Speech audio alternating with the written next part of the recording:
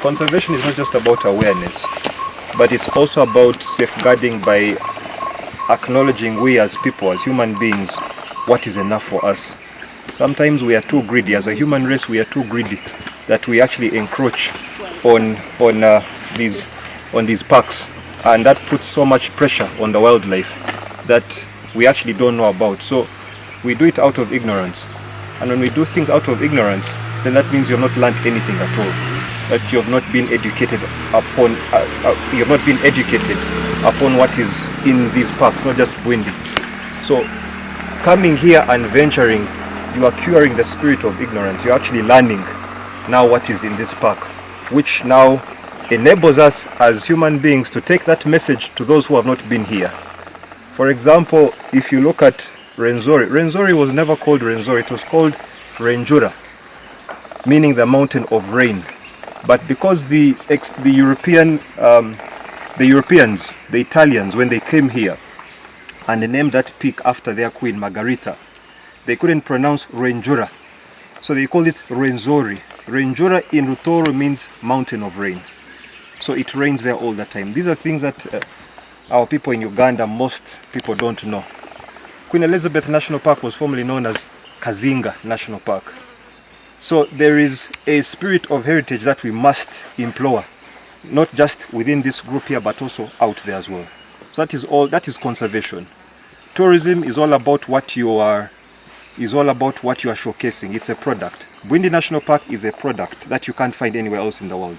So we must guard our products and showcase them off with a lot of pride. Thank you. Thank you.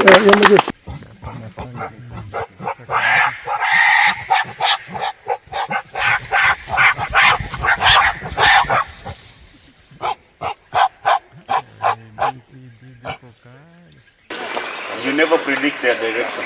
They just choose any direction and then they can move towards that. So that is called the gorilla. That's why this gorilla is feeding them. They want to walk down. So normally they take the leaves and then they can peel it and take the back. I've been impressed with the conservation efforts here in Bwindi. I think in 1991 the population was 300 gorillas, but now I think in recent years it has gone up to 459 gorillas now, the current population. So there's been an increase, and we can only hope for more, and we can only hope to conserve these animals because they play a crucial role in the biodiversity that is in this park. It's been a good experience. I'd like to thank the management of Bwindi National Park for an amazing tour of their biodiversity, especially the mountain gorillas that are in this park. I'm very much encouraged by the growing numbers and how they are tolerable of human presence. So once again, it is sad that we're leaving, but at least we have gone away with some experiences and some good takeaways, and I encourage the rest of the country, Ugandans, to come and visit and see what they have in their backyard.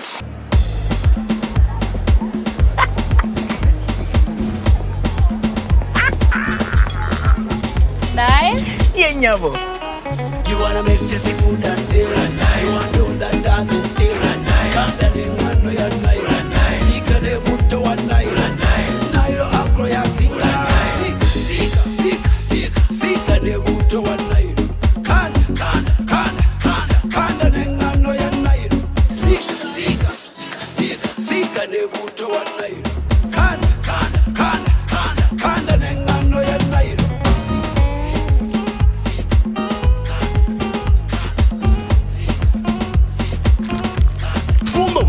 N'okusingawo tunda bulungi n'okusingawo ng'okozesa buto wa Nile alimu ekiriisa ate nga taliimu masavu n'engano ya Nile etakwatira ku ngalo. Nile y'ennyabo. Bifune kati mu maduuka wonna mu ggwanga.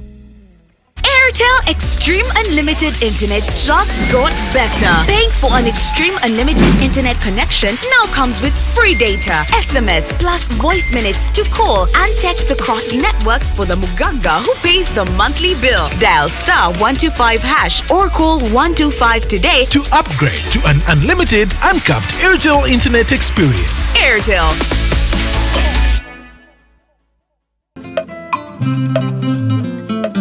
I'm by the names of Akampura Osbat, currently working as an assistant head guide, Bohoma, and under Bwindi Impenetrable National Park.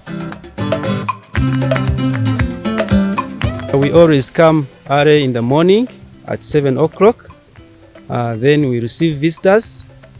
We check their permits, and then after checking the permits, we take them to the briefing center. We call the women. We have the community members.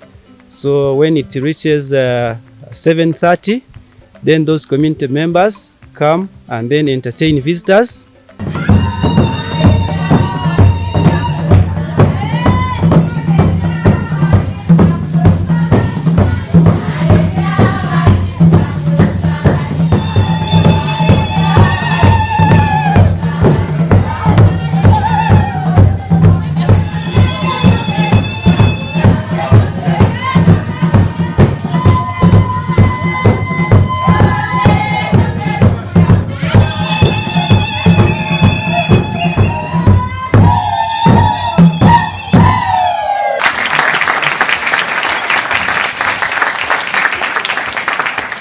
Bwindi is one of the 10 amazing national parks that we have got in the country, and it was gazetted as a national park in the year 1991.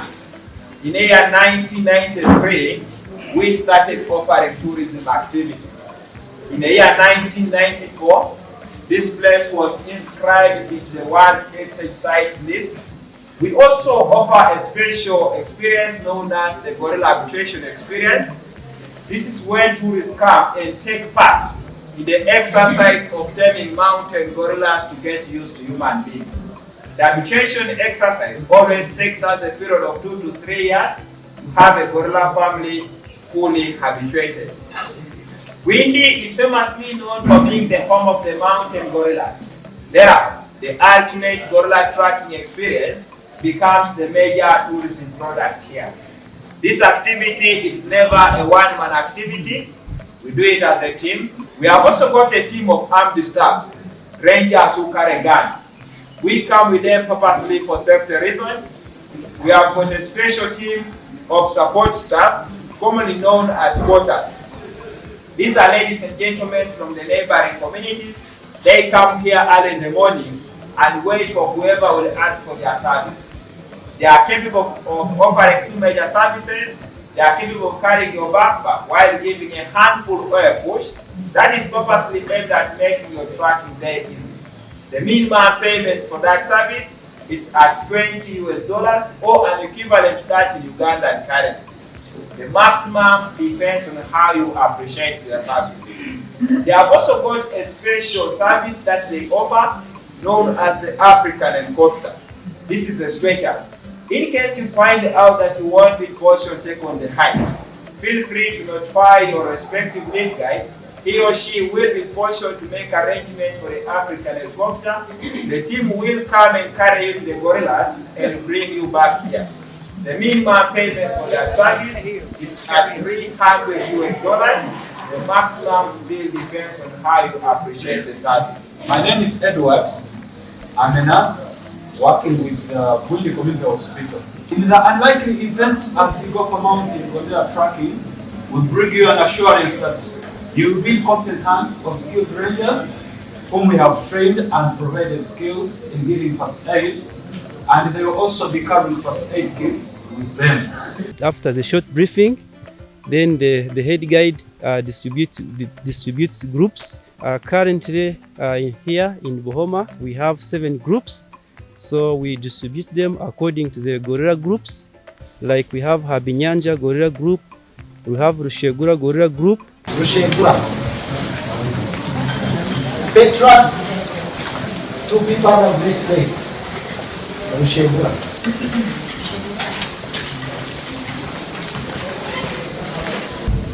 Then Kavuyo, or the trouble causer. So he's the second in command.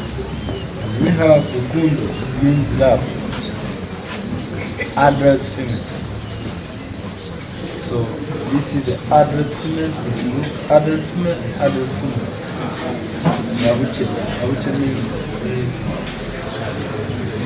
We have a newborn baby in this family who is not on this chapter.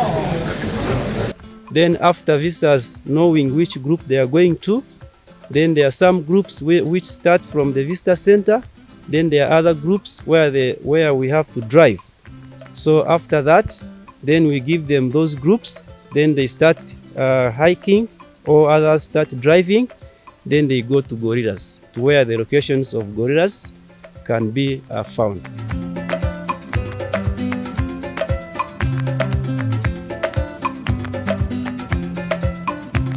My name is Joventin Ochor. I work as a ranger guide here in Bwindi Impenetrable National Park, based in Buhoma, the park headquarters. Looking at the gorilla classification, we have got two species of gorillas. We have the eastern gorillas and the western gorillas. And each species has got two subspecies, whereby the western gorillas are subdivided into western lowland gorillas and the cross river gorillas. The western lowland gorillas are found in Central African Republic, Equatorial Guinea, Cameroon, Angola, Gabon, and the western part of the DRC. The cross river gorillas are only found along the border of Nigeria and Cameroon. Then when you also look at the eastern gorillas, they are also subdivided into two, whereby we have the gravas gorillas, which are sometimes referred to be the eastern lowland gorillas, which are only found in the eastern part of the Republic of Congo. Then we have the mountain gorillas that live in Uganda, Rwanda, and the Democratic Republic of Congo in two ecosystems. That is Bwindi Impenetrable National Park, entirely in Uganda, and the Great Virunga Massive ecosystem. The Virunga Massive ecosystem, it's an ecosystem that straddles along the border of 3 countries, forming a national park in each country. In Uganda, we have got Mugahinga Gorilla National Park. In Rwanda, there is Volcanoes National Park. And in Congo, there is Virunga National Park. So those are the 3 national parks that form the Virunga Massive ecosystem. When you look at the population of mountain gorillas specifically in these 2 ecosystems, in reference to the gorilla population census that was conducted in year 2018, the current population stands at 1,063, but that total is as per the census time, whereby 459 individuals were seen living here in Bwindi Impenetrable National Park. Then 604 individuals were seen living in the Virunga Massive ecosystem, meaning that the 604 live across the 3 countries in 3 respective national parks that have just talked about. Gorillas live in families, and they form different types of families that they live in, and each family contains different categories of individuals. Looking at the types of families that gorillas live in, gorillas form what we call heterosexual families or multi-male families. These are families which are comprised of more than 1 silverback, and they always come into existence after the growth of the young male individuals. When they grow old, develop the silver hair, and they accept to live a submissive life under the leadership of the alpha male or the dominant silverback. The best example of that kind of a family is Rushagora family here in Buhoma. We have got Abinyanja family also here in Buhoma sector. Then the other type of family that gorillas live in, it's what we call a 1 male family. These are families which are comprised of only 1 silverback. But these kinds of families are said to be more prone to disintegration, so they are not long lasting. Because in case of anything going wrong with the alpha male, say for instance he dies, sustains some injuries, he grows old, females will be left vulnerable and insecure, no one to protect them, making it easy for other silverbacks to come and take away some of the females. Then the other type of family that they live in, it's what we call an all-male type of family or non-reproductive family.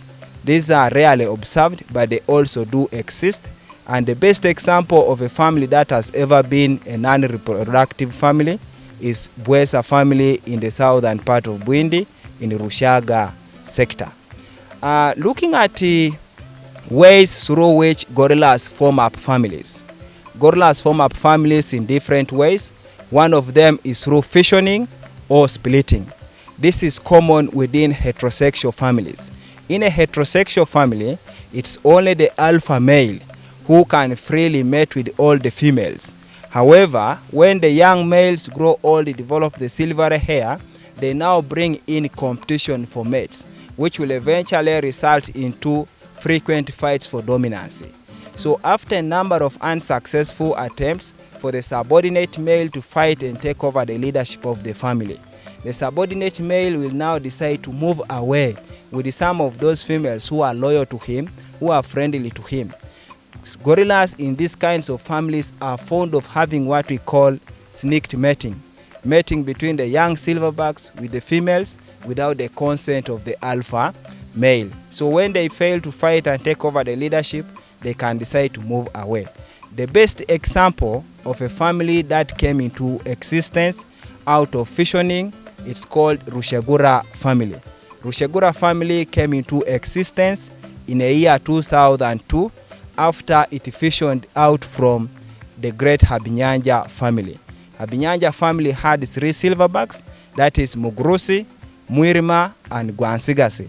So Mwirima disagreed with Mugrusi, then he moved away with some females to form the Rushegura family. So that is one way they form up families. Then the other way through which they form up families is through transfer of females. Female individuals are believed to switch families throughout the rest of their entire lifetime. And sometimes they end up transferring to the solitary silverbacks, silverbacks which are moving alone, hence giving them room to form up their own families. Then the other way through which they form up families is through the emerger or the come together of subordinate males.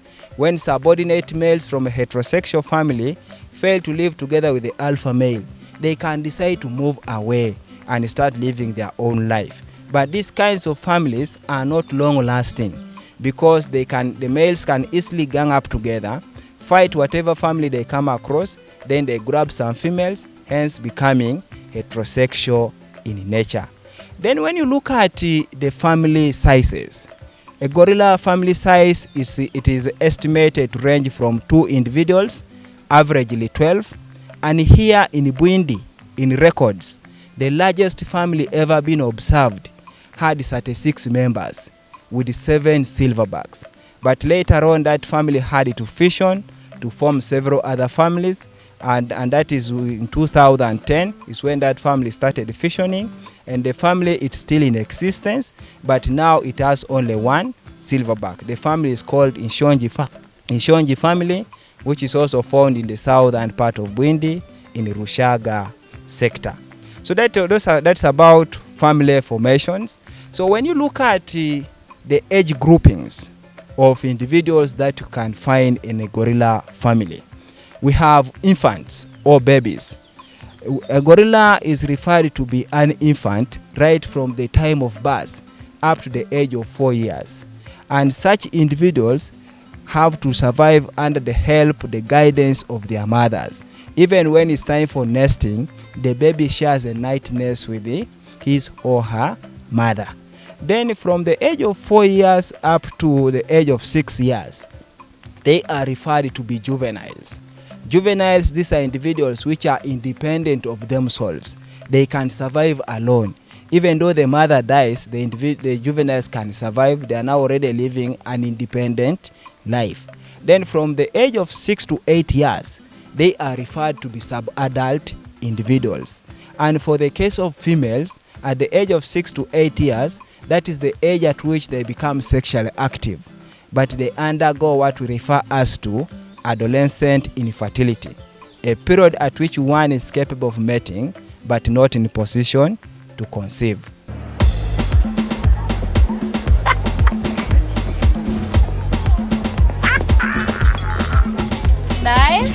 Nyabo. You wanna make tasty food and sales. You want to do that doesn't steal. Kanda de ngano ya nairo. Sika de buto wa nairo. Nairo akro ya singa. Sika de buto wa nairo. Kanda de ngano ya nairo. Sika de buto wa nairo. Kanda de ngano ya nairo.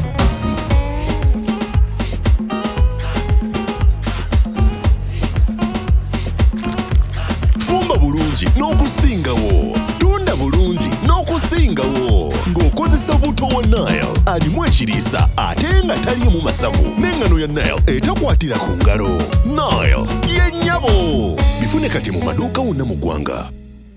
Airtel Extreme Unlimited Internet just got better. Paying for an Extreme Unlimited Internet connection now comes with free data, SMS plus voice minutes to call and text across networks for the Omugaga who pays the monthly bill. Dial *125# or call 125 today to upgrade to an unlimited, uncapped Airtel Internet experience. Airtel.